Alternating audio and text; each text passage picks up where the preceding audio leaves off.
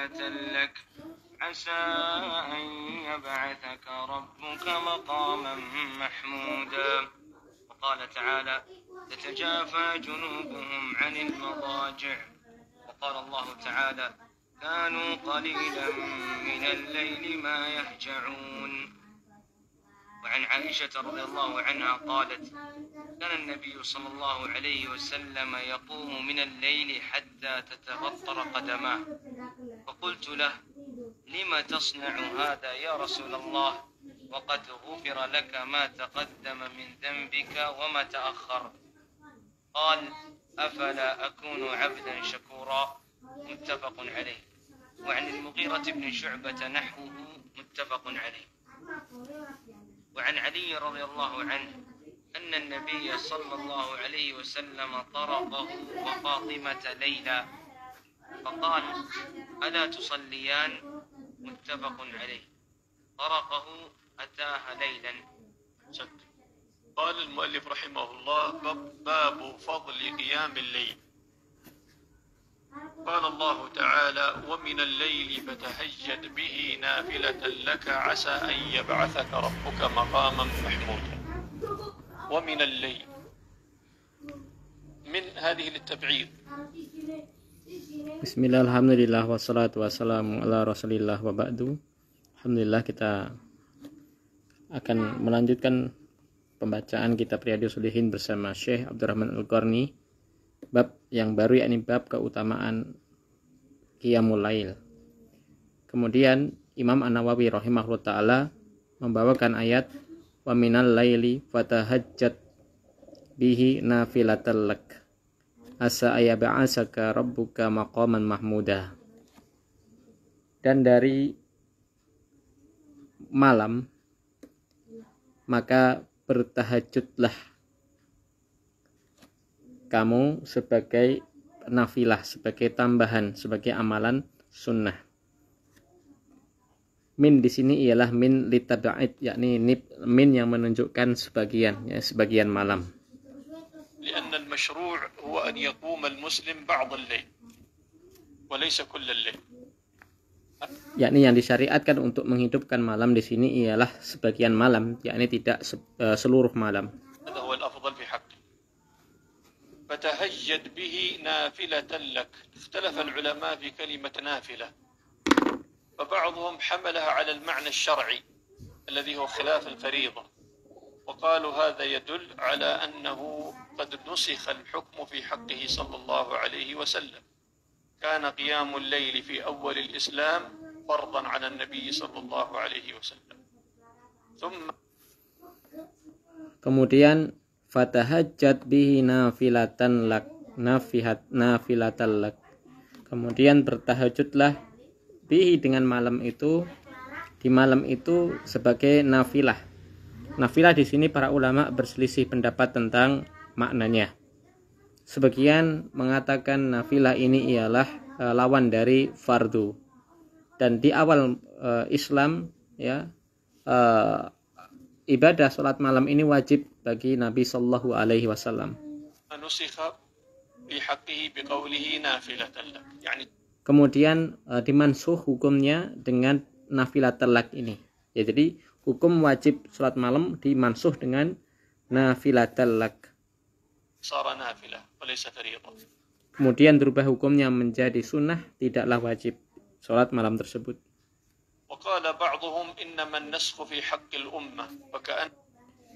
Sebagian lagi mengatakan jadi nasahnya, dimansuhnya ayat yang sebelumnya wajib ini hanya berlaku bagi umat beliau, ya, hanya berlaku bagi umat beliau. Adapun bagi Nabi tetap wajib.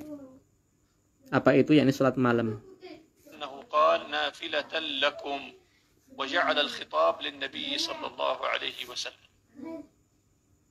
وبعض العلماء حملوا كلمة نافلة على المعنى اللغوي، ويكون المعنى أنها زائدة، يعني تهجد من الليل وهي صلاة زائدة على الصلوات التي فرضناها عليك، وهي الصلوات الخمس، يكون نافلة بمعنى زيادة.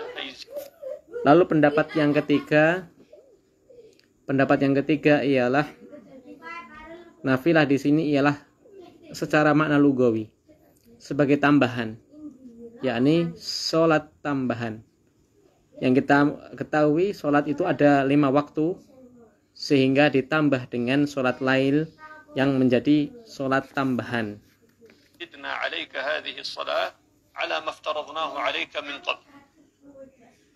وقال بعضهم نافلة بمعنى رافعة لقدرك، نافلة لك أي رافعة لقدرك ومنزلتك ودرجاتك.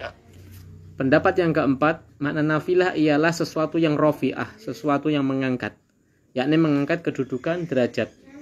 Ya, jadi salat malam itu mengangkat derajat dan kedudukan seseorang, yakni khususnya Nabi Muhammad SAW. وقيل غير ذلك من الأقوال. Dan ada pendapat-pendapat yang lain dari pendapat yang kita sebutkan tadi. أن يبعثك ربك مقاما محمودا. عسى هنا طبعا للتحقيق، عسى من الله سبحانه وتعالى للتحقيق، أي سيبعثك الله. Makna asa ini litahqiq, yakni sehingga. Maknanya sehingga, tidak semoga tapi tidak hanya semoga tapi sehingga. Yakni sehingga jadilah ya. An yab'asaka, ya Allah atau Rabbmu mengutusmu atau memberikan kedudukanmu kedudukan yang terpuji. مقاما محمودا. والمقام المحمود هو الشفاعة العظمى. Makna dari maqaman mahmud ialah seseorang yang diberikan wewenang, diizinkan oleh Allah untuk memberikan syafaatul uzma. Syafaatul uzma. التي تكون في المحشر يشفع. Yakni ketika di padang mahsyar nanti. النبي صلى الله عليه وسلم وحده دون سائر النبيين في فصل القضاء، بأن يفصل الله سبحانه وتعالى بين العباد. وسمي محمودا. Yakni ketika orang-orang meminta kepada para nabi dan yang mampu ialah hanya Nabi Muhammad saja dengan izin Allah, ketika dalam faslul qada, yakni ketika hendak diadili di padang mahsyar nanti semua makhluk, belum bisa diadili sebelum ada yang nanti memberi syafaat. مقاما محمودا لأن جميع الخلائق يحمدونه أي يثنون على النبي صلى الله عليه وسلم. Disebutkan makna maqaman mahmuda dikarenakan seluruh makhluk berterima kasih, memuji Nabi Muhammad SAW di hari itu. في شفاعته لهم. Dikarenakan syafaat beliau kepada mereka. وقال الله تعالى تتجافى جنوبهم عن المضاجع. مدح الله المؤمنين أنهم بالليل تتجافى أي تتباعد جنوبهم أي أبدانهم عن المضاجع وهي أماكن النوم. Kemudian ayat berikutnya firman Allah Subhanahu wa taala tatajafa junubuhum 'anil madaji. Yakni mereka orang-orang yang beriman menjauhkan junubuhum ay abdanuhum, menjauhkan badan mereka dari tempat tidur. Ay annahum yu'thiruna as-salata 'ala an-nawm walau kana an-nawm muhabbaban lin-nafs. Yang ia berusaha untuk sholat malam meskipun di jiwanya ingin sekali untuk tidur. Fayaksiruna syahwatan nafs. Dan kebanyakan manusia menginginkan syahwatnya untuk tidur. Yaqumuna yusalluna raki'ina sajidin yas'aluna Allah min fadlih. Akan tetapi orang ini berusaha untuk berdiri, rukuk dan sujud, di mana ketika itu manusia banyak yang tertidur. Kita meminta al-fadl, meminta keutamaan dari Allah Subhanahu wa taala. Wa qala ta'ala kanu qalilan min al-laili ma yahja'un. Madaha Allah al-mu'minin bi annahum qalilan min al-lail ma yahja'un ay yanamun. Wa ma huna muakkida. Kemudian ayat berikutnya yakni Allah berfirman kanu qalilan minal laili ma yahja'un. Yakni mereka orang-orang beriman sedikit dari sebagian malamnya mereka tertidur. لكن استشكل بعض العلماء ظاهر الآية، ظاهر معنى الآية، لأن معنى الآية لو أخذنا الآية على ظاهرها فيكون معناها أن أكثر الليل يصلونه، والقليل من الليل هو الذي يهجعون فيه أي ينامون فيه. Ini ada iskal ya di sebagian bagi para ulama ya, yakni qalilan di sini ialah qalil tidurnya atau qalil sedikit tidurnya atau sedikit dari bangunnya ya. والذي ورد في الصحيحين أن أحب الصلاة إلى الله صلاة داود عليه السلام. Dan telah warid riwayat dari Bukhari dan Muslim, salat malam yang paling dicintai oleh Allah Subhanahu wa taala ialah salatnya Nabi Daud. Kana yanamu nisfal lail. Dahulu beliau Nabi Daud alaihissalam tidur di separuh malam. Yaqum thuluthahu wa yanamu sudusahu. Idzan akthar al-lail yanam. Dan separuhnya untuk tidur, seperenamnya untuk sholat. Kebanyakan waktunya untuk tidur, lebih banyak tidurnya. Meskipun demikian, ini dikatakan sholat yang paling bagus, ya, sholat malam yang paling bagus. فجمع بين العلماء بين هذين النصين بوجوه أحسنها أن يقال إن الليل يبدأ من غروب الشمس. Dan para ulama mengumpulkan beberapa faedah. Yang dimaksud dari permulaan malam ialah dimulai, jadi kata malam, lail itu dimulai dari tenggelam matahari, yakni ketika maghrib tenggelam matahari. Bukan dimulai dari isya, bukan dimulai dari isya. Dan berakhir malam itu dengan terbitnya matahari. Maka ini semuanya disebut lail. فالمسلم إذا حسبنا يعني وقت استيقاظه فإنه بين المغرب والعشاء لا ينام. Maka seorang muslim hendaknya di antara sholat maghrib dan sholat isya dia tidak tidur ya. ذلك يستحب بعد صلاة الفجر أنه لا ينام. Demikian pula ketika setelah selesai sholat subuh juga tidak tidur lagi.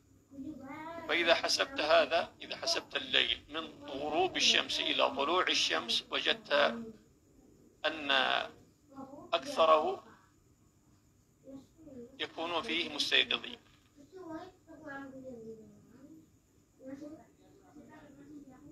بهذا يعني هذا وجه حسن في الجمع بين النصين. وعلى كل فهذه الآيات كلها تدل على ما أراده المؤلف، وهو استحباب قيام الليل والحث عليه وأنه صلاة عظيمة.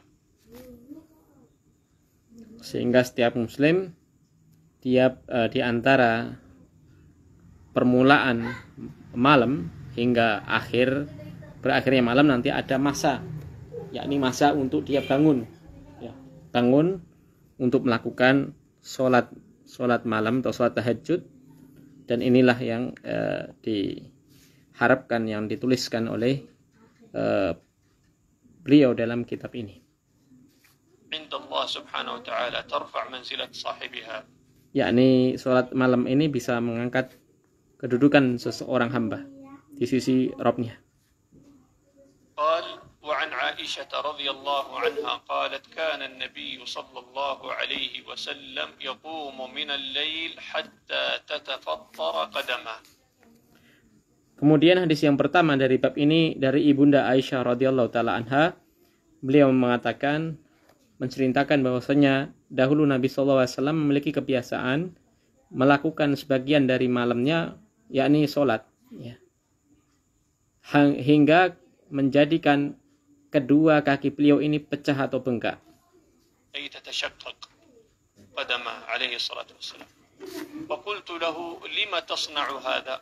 Kemudian Ibunda Aisyah bertanya kepada baginda Rasulullah SAW, kenapa engkau wahai Rasulullah melakukan sampai demikian? سؤال عائشة رضي الله عنها هو سؤال عن الحكمة لما رأت أنه عليه الصلاة والسلام مغفور ذنبه فلما إذن يقوم حتى تتشقق قدمه. Dan pertanyaan Aisyah ini merupakan pertanyaan untuk menanyakan hikmah. Bertanya tentang hikmah. Kenapa beliau Rasulullah SAW ketika padahal beliau sudah diampuni dosa-dosanya, akan tapi beliau tetap melakukan sholat hingga pecah kedua kakinya. ما الحكمة في هذا؟ Apakah hikmah di balik ini? قال عليه الصلاة والسلام Maka Nabi SAW menjawab, قالت يعني هي لما تصنع هذا يا رسول الله وقد غفر لك ما تقدم من ذنبك وما تأخر قال أفل. Ya, pertanyaan Ibunda Aisyah ya kita ulangi. Wahai Rasulullah, kenapa Anda berbuat demikian ya? Berbuat seperti ini padahal telah diampuni dosamu yang lalu dan yang akan datang. لا أكون عبدا شكورا. Kemudian baginda Rasulullah SAW menjawab, afala akunu abdan syakura. Tidakkah aku boleh menjadi seorang hamba yang bersyukur? الحديث أخرجه البخاري ومسلم. Hadis ini diriwayatkan Imam Bukhari dan Imam Muslim. فإذا الحديث يدل على أن من أحسن ما يشكر العبد فيه ربه هو أن يقوم الليل. Hadis ini ada hikmah, ada pelajaran menunjukkan bahwasanya salah satu bentuk syukur yang terbaik bagi seorang hamba kepada Tuhannya ialah dengan cara melakukan salat malam. يصلي صلاة التهجد قيام الليل. Yakni salat, ada yang menamakan salat tahajud, ada yang menamakan salat lail. قال وعن المغيرة بن شعبة نحوه. Dan hadis ini juga diriwayatkan oleh Al-Mughirah ibn Syu'bah semisal dari riwayat ini. يعني نحو هذا الحديث ولفظه إن كان النبي صلى الله عليه وسلم لا يقوم ليصلي حتى ترم قدمه أو ساقه. Yakni ada riwayat tidaklah beliau sholat sampai, yakni sholat malam, sampai kedua kaki beliau bengkak atau pecah. فيقال له فيقول أفلا أكون عبدا. Kemudian ditanya kepada beliau, maka beliau menjawab sama, jawaban yang sama. Ya, tidakkah aku boleh menjadi seorang hamba yang bersyukur? وها هنا مسألة عند قوله حتى تتفطر قدماه مسألة ذكرها بعض العلماء. Di sini ada beberapa permasalahan, yakni pada lafaz hatta tatafattar qadamah, ya sampai pecah kedua kaki beliau. وهي هل المشروع للمسلم أن يأخذ بالأشد في العبادة بمعنى أنه يقوم الليل حتى تتفطر قدماه كما فعل النبي صلى الله عليه وسلم. Ya, bagus ini pertanyaan dari beliau. Jadi para ulama sampai ada yang bilang gini, kemudian apakah hendaknya setiap muslim itu juga harus demikian? Harus naik sholat, kalau sholat itu harus sampai pecah-pecah kakinya, ya, ini ketika sholat malam. Apakah ini harus juga dilakukan oleh kaum muslimin? أو لا نقول أولا الأصل الاقتداء بالنبي صلى الله عليه وسلم. Ya, jawaban para ulama secara asal seorang muslim hendaknya mengikuti Rasulullah SAW. بقوله تعالى لقد كان لكم في رسول الله أسوة حسنة. Pada ayat laqad kana lakum fi Rasulillahi uswatun hasanah. Sungguh telah ada pada pribadi Rasulullah SAW sebagai contoh suri tauladan yang baik. لكن في هذه المسألة قال العلماء الأحسن للمسلم ألا يأخذ. Namun ada pendapat yang lain, hendaknya setiap muslim tidak melakukan sampai demikian. Ya, yakni sampai sholatnya sampai kedua kakinya bengkak atau pecah. على نفسه بالأشد في العبادة سواء كانت قيام الليل أو غيره. Baik ketika itu dilakukan ketika sholat malam atau sholat yang lain. حتى لا يؤدي ذلك إلى الملال. Sehingga apa? Kalau ketika seseorang itu sholat malam berlebihan sehingga bisa menuntun kepada malas, bosan. قطاع. فإنه يخشى عليه. Dikhawatirkan nanti berhenti di tengah jalan, ya. Kalau istilah orang Jawa ya, obong blarak ya. إذا بالغ في هذه العبادة وأطال أنه ينقطع يمل وينقطع. Seseorang sholatnya sering panjang, kemudian tiba-tiba berhenti. ولهذا قال النبي صلى الله عليه وسلم خذوا من الأعمال ما تطيقون. Sehingga Nabi SAW bersabda dalam permasalahan seperti ini, ya, sabda beliau, ambillah, kerjakanlah amalan-amalan yang engkau mampu. Amalkanlah amalan-amalan yang engkau mampu. خذوا من الأعمال ما تطيقون الشيء الذي تطيقه ولا تكلف نفسك فوق طاقتك. Ya, sehingga janganlah seseorang melakukan amalan berlebihan. أما هو عليه الصلاة والسلام فعله هذا فهو الأكمل والأحسن والأجمل. وهذه قاعدة أنه Adapun yang dilakukan oleh beliau Nabi kita Muhammad SAW ini ialah perkara yang paling sempurnanya, ya, sesuatu yang paling sempurnanya. عليه الصلاة والسلام لا يفعل إلا الأفضل والأحسن. Karena sudah jadi kebiasaan beliau Nabi SAW, beliau ketika melakukan pekerjaan amalan ibadah tentu sesuatu yang paling sempurna.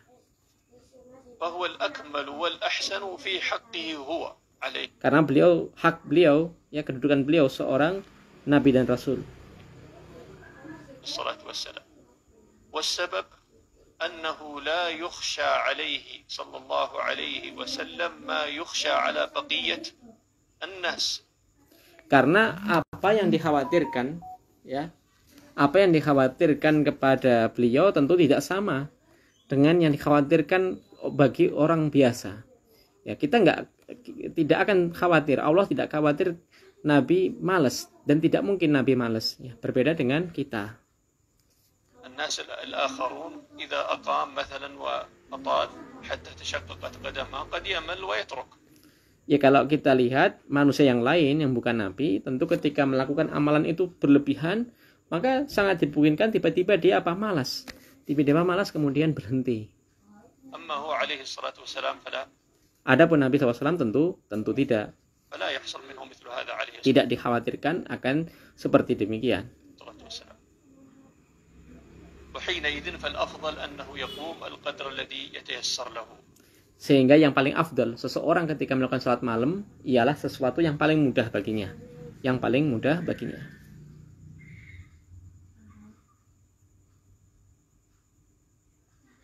وعن علي رضي الله عنه أن النبي صلى الله عليه وسلم طرقه وفاطمة ليلا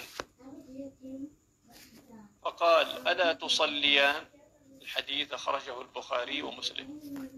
Kemudian hadis berikutnya ialah dari Ali radhiyallahu anhu, bahwasanya Nabi SAW pernah suatu saat torokohu.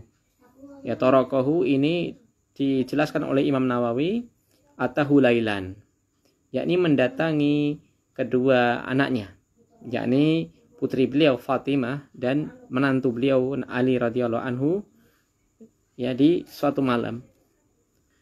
Kemudian Nabi SAW bertanya kepada keduanya, tidakkah kalian berdua sholat? حديث علي رضي الله عنه أن النبي صلى الله عليه وسلم طرقه وفاطمة يعني في بيتهما. والطروق هو الاتيان في الليل. فقال ألا تصليان. والمقصود صلاة الليل قيام الليل. أما صلاة الفريضة فقد صليا. Dan yang ditanyakan oleh Rasulullah SAW kepada Ali dan Fatimah di rumahnya Ali dan Fatimah ini ialah tidakkah kalian sholat, yakni tidaklah kalian sholat malam, ya. Karena kalau sholat wajib ya tidak perlu ditanya. هذا الحديث استدل به العلماء على أن قيام الليل سنة. Dalam hadis ini ada faidah bahwasanya hukum sholat malam itu ialah sunnah. مستحبة وليس فرضا. Mustahab yakni sunnah, tidaklah wajib. لقوله ألا تصليان Dengan dalil lafadz ala tusollian, tidakkah kalian berdua sholat? إنهما رضي الله عنهما لم يصليا فلهذا حثهما النبي.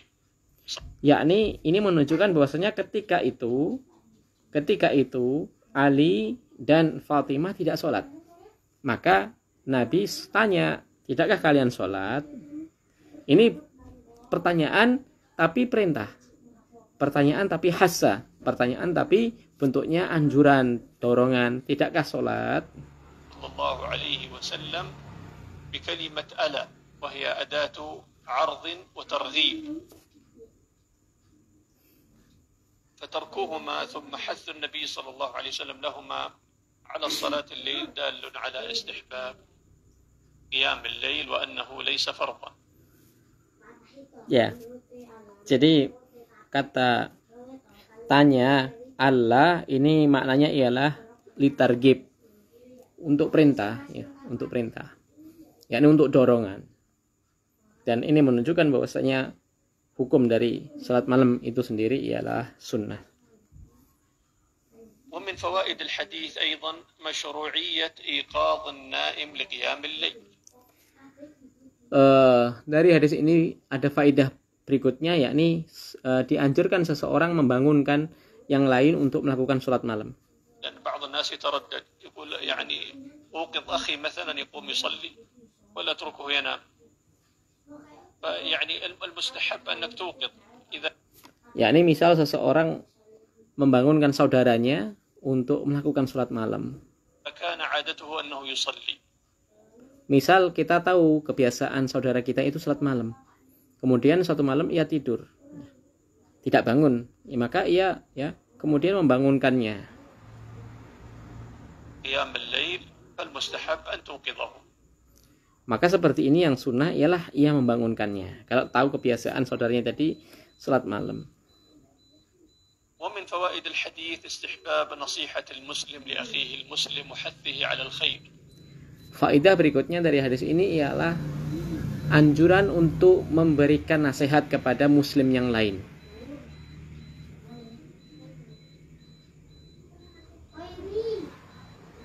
ومن فوائده ما قلناه من أن قيام الليل سنة مؤكدة مستحبة وليست بفرض ولهذا خرج البخاري رحمه الله هذا الحديث تحت باب تحريض قال باب تحريض النبي صلى الله عليه وسلم على قيام الليل والنوافل من غير إيجاب. Dan dari hadis ini ya ada faidah lagi bahwasanya hukum sholat malam ialah hukumnya sunnah muakkadah. Ya, tidak sekedar sunnah biasa, tapi sunnah muakkadah, sunnah yang sangat ditekankan. Dan ini juga ditulis oleh Imam Bukhari dalam kitab sahihnya, yakni tagrid, yakni untuk tagrid untuk melakukan sholat malam dan sholat sunnah yang lain. هكذا بوب له البخاري. Inilah yang dibabkan, ya, judul bab yang ditulis oleh Imam Bukhari, sehingga menunjukkan bahwasanya kesimpulan dari sholat tahajud ini hukumnya ialah sunnah muakkadah. ونكتفي بهذا القدر من كتاب رياض الصالحين. Demikian yang bisa kita sampaikan dari pembacaan kitab Riyadhus Shalihin yang dibawakan tadi oleh Syekh Abdurrahman Al-Qarni, yakni di majelis beliau di Masjidil Haram sekitar seminggu yang lalu, ya. Sehingga semoga kita bisa mengambil manfaat dari apa yang beliau bawakan tadi, beliau sampaikan. Semoga Allah mempermudahkan kita untuk melakukan amalan-amalan soleh. Subhanaka wa bihamdika asyhadu an la ilaha illa anta astaghfiruka wa atubu ilaik.